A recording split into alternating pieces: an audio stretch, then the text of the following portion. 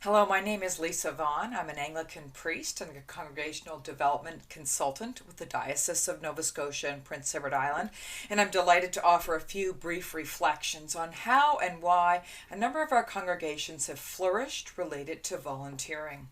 I want to begin by showing you a button that I received several years ago, one of our regional meetings. It says, "Authorized Minister by Virtue of Baptism."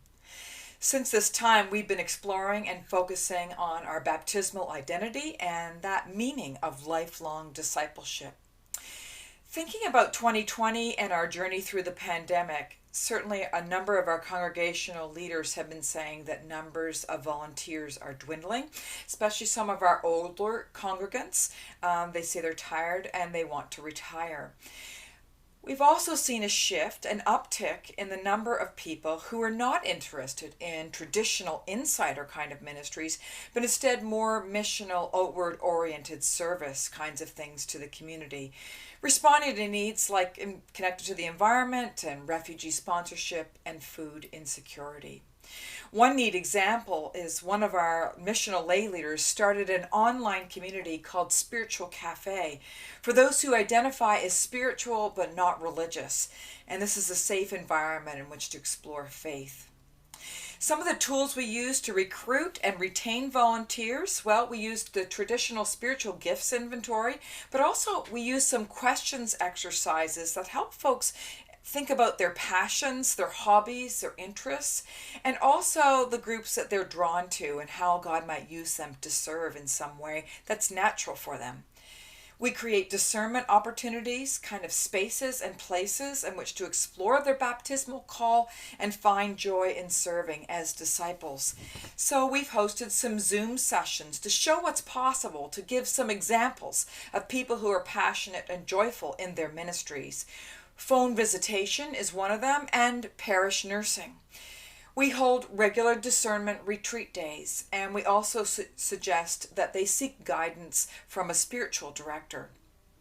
A few best practices I can offer about recruiting. I would say begin with sharing that missional direction, the why.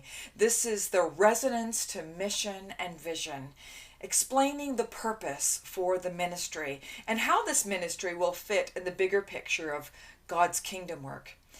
I also describe the time and the scheduling expectations, and if they do choose to take on the ministry, then perhaps they might take it on for a trial period and that they don't have to worry about it being a job for life.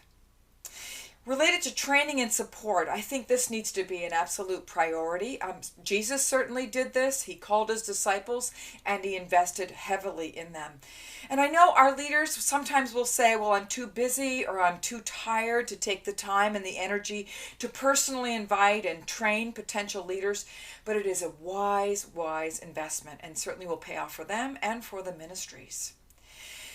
When recruiting, we talk about the rewards of serving, and I think this gives church members an ability, first of all, to get involved and to give back. They're not just spectators or doing some little token ministry, but they have something to offer that's important. It also provides growth opportunities. It helps them in their discipleship maturing. And it creates a sense of belonging and community, especially if they're new to the neighborhood.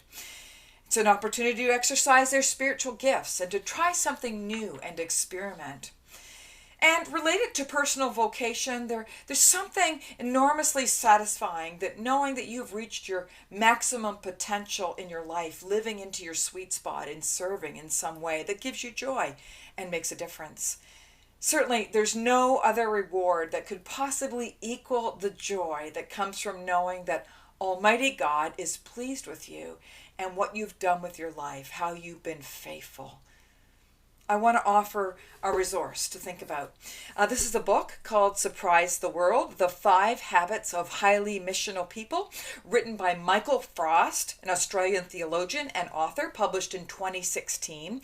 And this little book outlines some practices, spiritual disciplines to incorporate into our ordinary day-to-day lives that will help kindle a heart for people and a passion for missional ministry. And it uses the acronym BELLS, BELLS, for blessing and eating, listening, learning, and being a sent one. BELLS is a model for cultivating missional habits, not only to make a difference to the people around us, but it will spark within us a passion and a joy in serving. And that will develop into the flame of passion to be the hands and feet and heart of Christ. I want to leave you with one question to ponder.